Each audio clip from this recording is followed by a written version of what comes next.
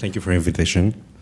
And actually, what was meant to be, well, it's very difficult to beat the previous presentation. I'm very much a big fan of young generation actually doing things outside of the comfort zone.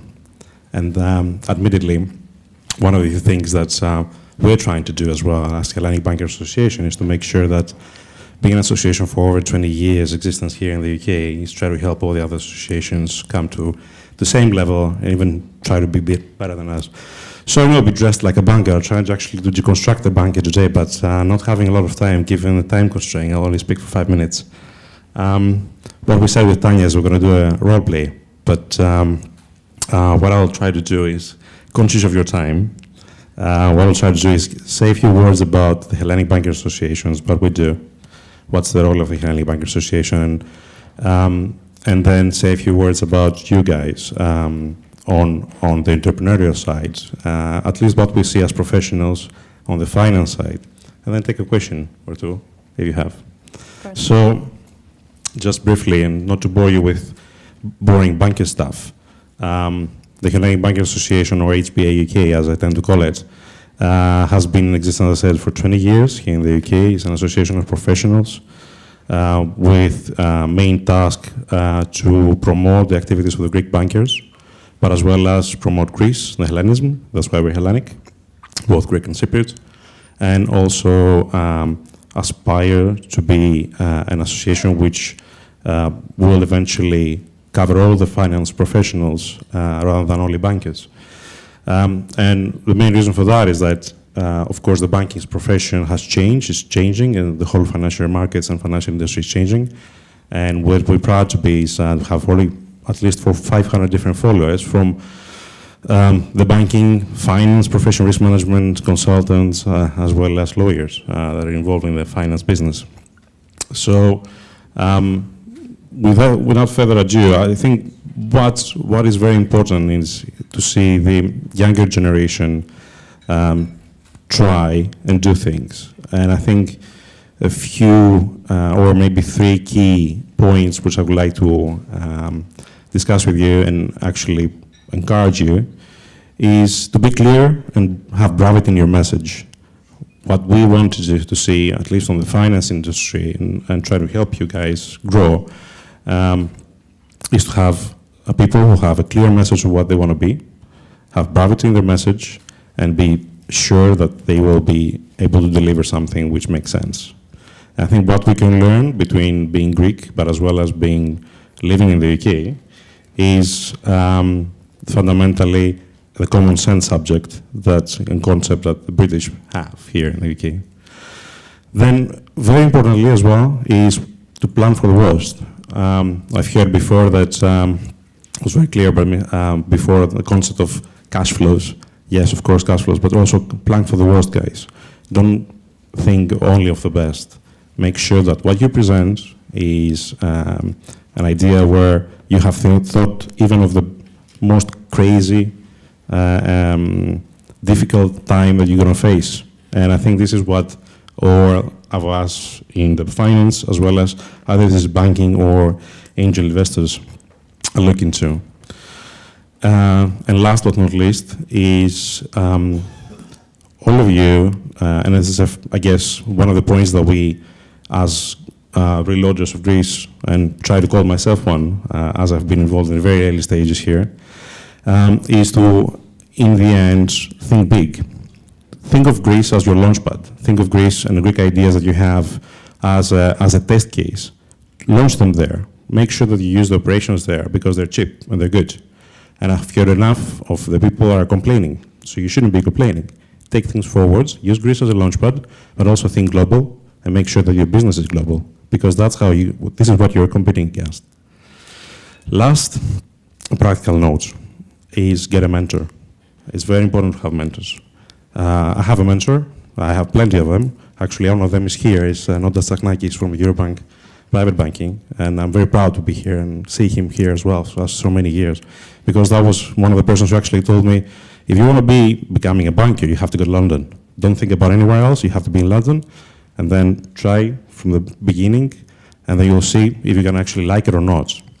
So after so many years, 10 years, actually 12 years today, I have plenty of mentors. So try to have at least mentors who are 5, 6, 7, 10 years older than you, because that's the way you can actually get the most out of them. That's it for me.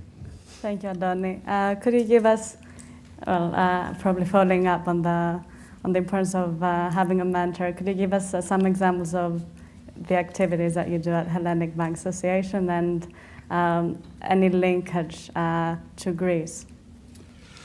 So a handful of activities is, we've started with, it's been over the 20 years, we started with networking effectively, and I think that was the key element of the Greek Banking Association. Then at some stage we realized that networking was not enough. People need to get engaged, need to be involved. So we started producing public lectures with collaborations with universities like the London School of Economics, LSE, but as well as with Cass Business School recently.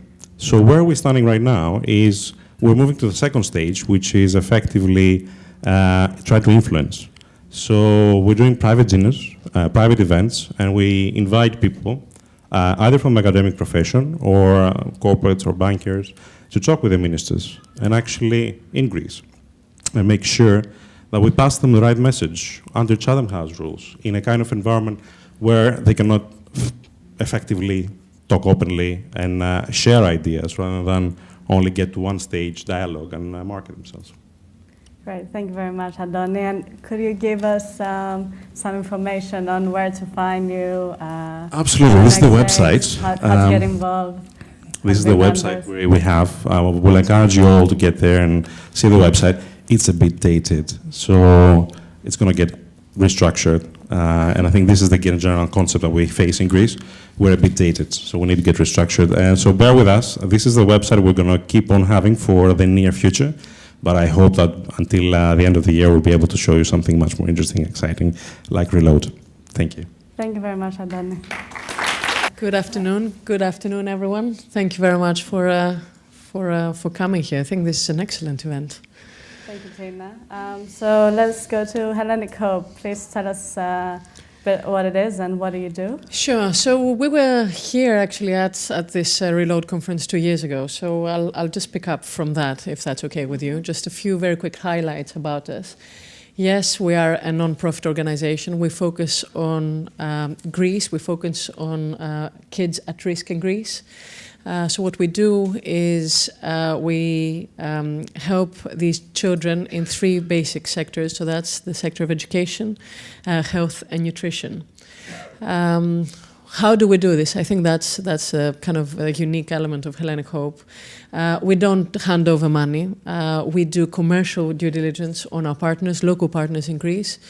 We find the right partners because we all are commercial kind of in our normal lives, if you will. And what we do is we set up specific projects with them, and we find, again in commercial style, suppliers for goods and services, and we deliver these goods and services. So talking about 0 waste all the way, and 100% absorbance by the people we need. And the other important thing, I guess, is why do we do it? It's very simple why. It's children empowerment. It is giving these children a chance to take their futures in their own lives, to make sure that we give them an opportunity to go ahead and fulfill their potential. And there is so much of that. And there is so much individually that we've done. And there's a lot of donors here that I recognize today. And thank you very much that we've all done this together. Thank you, Tina. And no, not at all. And can you give us a practical example of 1 or 2 charities that you have helped and how? And again, focusing on the point that you said before, that you are using actually skills that you have from your everyday jobs to do that. Sure. So we've worked with about 17 organizations to date on 36 projects. So there's a lot to pick up from. But I think it's important that you ask this question because impact, I guess, is what this is about. And one word that is in relation to us about impact, and that's lasting impact. So lasting impact, for example, with one of the organizations that we've really partnered up very strongly with, it's called Schedia. It's an afternoon support. It's an after-school support center, and what it does effectively is through role play, it helps children express themselves. It helps children from broken families kind of get their act together. I mean, not that they don't have their act together. It's that their act was broken on the way. Let's put it that way. So what that enables them is expression, self-determination, and getting in touch with what they can actually do. And that might sound fluffy to you, but in terms of actual practical kind of impact, if you will, they do better at school. They get more engaged with the social community, because a lot of these kids are excluded, they're socially excluded, so they become more included, they participate much more. And they make something out of their futures. So tangibly, a lot of these kids have actually decided, you know, I'm actually going to go to university. I'm going to give it a try. A lot of kids around me don't, but I'm going to do it. That is significant. There are other effects that are kind of side effects, but there are ripple effects or multiplier effects, if you will. And that is a lot of the areas where Schedia is operating in, and we opened a second annex in the impoverished area of Drapetsona. A lot of these areas have a lot of social contention, because there are a lot of refugees that after 15 years still haven't been absorbed. There's a lot of, if you will, 1 minute left. Oh my goodness. So there's a lot of clash. There's a lot of violence. There's a lot of extremist, if you will, parties that are active there. So in the 10 years, for instance, that Schedia in Elefsina has been operating, it has managed to get the parents of these kids together. So all of a sudden you have, that's not all of a sudden, that's within 10 years of a lot of hard work. You have these kids from refugees, and the kids of, you know, for lack of a better word, Χρυσή Αυγή, actually hanging out together. And the parents of Χρυσή Αυγή actually wanting their kids to be part of Schedia. So, you know, you have some effects here that are, you know, they are massive in their impact. Great. And just a final question, and linking it back to the topic of today's conference, could you talk about the importance of collaboration in the Greek diaspora here in London, and how that could help Hellenic Hope? Absolutely. So we at Hellenic Hope have been very, very kind of keen supporters of this. In fact, what we decided to do as an initiative, because we started Hellenic Hope because we were fed up with talking, right? So we said, we're going to do something about it, and we're going to apply our commercial minds to doing this right. So in the spirit of that, and because all of us have been in this country for the longest time, we said, you know, we're replicating efforts here. We've been speaking with Reload for the longest time. In fact, Giorgos Milonadis is our mentor at Hellenic Hope. Antonis Ntatzopoulos, who just spoke, is a very, very strong supporter of our activities, and a lot of other people are. We said we cannot keep replicating efforts, and we cannot keep kind of fragmenting our efforts here. So we invited everyone that we knew, the active, societies that are active in the UK on the 15th of, was it 15th or 10th of March of this year? That was on the occasion of the, what was it? It was the Greek Press Association dinner. So that was completely incidental. They very kindly supported us, and we called up all of you guys and we said, let's all show up, show our faces, get introduced to each other, and get started. And we followed up with a conference call after that. Naturally, we are all volunteers in our own little kind of organization. So to take on the extra kind of undertaking to start collaborating as a community here, that is a lot. So what I think is important, and I'm glad that I have this opportunity to share this on behalf of all our Hellenic Hope colleagues, is let us use the institutions here and use one of these institutions as a base for institutional collaboration. So all these people that are coming in from Greece and from other places that have Greek origins, of Greek interests, they can find a home in this institution, And the doctors will be represented, the entrepreneurs will be represented, the energy guys will be represented, the bankers will be represented. Everyone who has a heart has a philanthropic angle, right? So they would be represented as well. We have to make it work, and we have to be very practical about it as well. So we're not going to do it in maybe 6 months, but we have to do it. The brain drain it can be. It is a real thing in a world where technology is not advanced. This is the world where technology is advanced. London can be the Greek brain gain, right? We should be aiming at that. Anyway. Thank you very much, Tina. Please also tell us where to find you, website. So it's www.hellenic-hope.org/donate. Okay, so I really welcome this tonight from all of you. Okay, thank you so much. Thank you. Hello, Tina. Thank you very much for the introduction. So please tell us what the Greek Energy Forum is. The Greek Energy Forum. So, in a nutshell, if I'm trying to describe the Greek Energy Forum, if I try to brand it, we are a non-for-profit organization operating as a think tank. We are fully voluntary, and we're as I said, fully voluntary and fully non-revenue of an organization. So everybody who's a member of the organization or involved in one way or another does this on his own time, with his own will, and dedicates as much time as they can, essentially. And everybody has their own jobs, which are, as you might guess, in the energy sector. Okay. And that's actually what empowers our organization, because essentially we're the Greek Energy Forum, and we use the collective expertise of our members, which spans across the entire industry. So starting from consulting, starting from technology, down to lawyers who have an expertise on energy and oil and gas. And we utilize this expertise in order to develop content. So maybe it's a good idea to start talking to you a little bit about what we do. So the Greek Energy Forum is active on 3 areas. And the first one, I would say, is the one that focuses on content. And it's really within the Greek Energy Forum. And that's how, these are activities that are focused on how we can get our members to interact, to exchange knowledge, to exchange ideas, best practices, case studies, and then based on this, dialogue, to develop some content. Now, the second and third part comes afterwards, which is essentially how we utilize this content.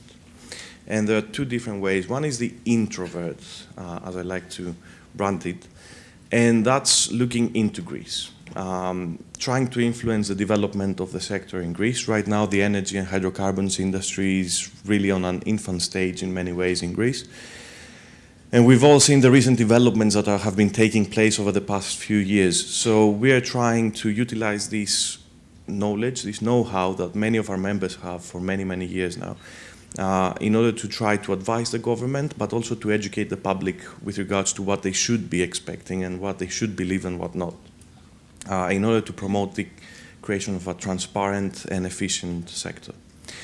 The extrovert side of things, that focuses on how do we educate the international arena about what is going on in Greece. Because for many, what we have observed is that Greece is a black box. There's false perception about political risk in many cases, and we try to essentially operate as an advocate for Greece to promote the opportunities, but also to rationalize the challenges that exist in Greece and the wider Eastern Mediterranean region. And that is to corporates or individuals, or? It can be anybody. So we do that to corporations, we do that to international organizations, but also to individuals such as academics or potential investors or people who are just interested and are researchers, for example, or the media who want to understand better what is going on in Greece.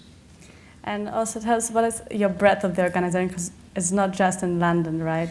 No, you're absolutely right, it's not. We started off in London about 4 years ago, and since then we have opened 6 branches. So we're active in London, in Washington, in Brussels, Athens, Nicosia, and Dubai. Am I forgetting something? No, that's all. Yeah. Great, and give us also, I think you had a couple of very interesting examples of things you are doing in Greece right now. Yes, so since the topic of the event today is a brain drain, I wanted to mention something really interesting. Over the past few months, essentially we commissioned a working group out of a number of experts from our member base, and we essentially tasked them with a study of how would the reforms that we argue about that should be taking place in the energy industry in Greece have an impact on the labor market of Greece over the next few years, and what the impact would be on the brain drain effect. And I'm not going to go into the details, but essentially what they came up with is a study that shows that, using case studies from other countries, it shows that a number of reforms in the liberalization of the energy markets and the subsequent privatization of companies, the electrification of the transport sector and the shipping industry, the establishment of a stable tax system and a transparent regulatory framework, and a number of other areas would result in the creation of 66,500 positions over the next 15 years. And the interesting bit is that the majority of these positions would be focused on highly skilled employment force. And that is quite interesting, because this doesn't only mean that university students from Greece would find a position and remain in Greece without having to go outside in order to find an interesting job position for them. But it might also create opportunities for highly skilled workers from outside of Greece who have been a part of this brain drain to come back and create a brain gain effect. Thank you very much. And is the study available, or? Yes, parts of it have been published with the Huffington Post already and a couple of other media platforms, and the full study is going to be published in English very soon. Thank you very much, Angela, and please also tell us how to join you and. Yes, well, you can find us by logging on to the website, surprise, surprise, www.greekenergyforum.com. But we're also active, actually very active in the social media platforms, so you can find us on Facebook or Twitter. Please join the discussion there. We like to pride ourselves of having an internet-based home rather than a physical, in order to go against the idea of the diaspora and the geographical barriers. So join us in a discussion there. So thank you very much for the opportunity, and congratulations for the initiative. Thank you, Angela.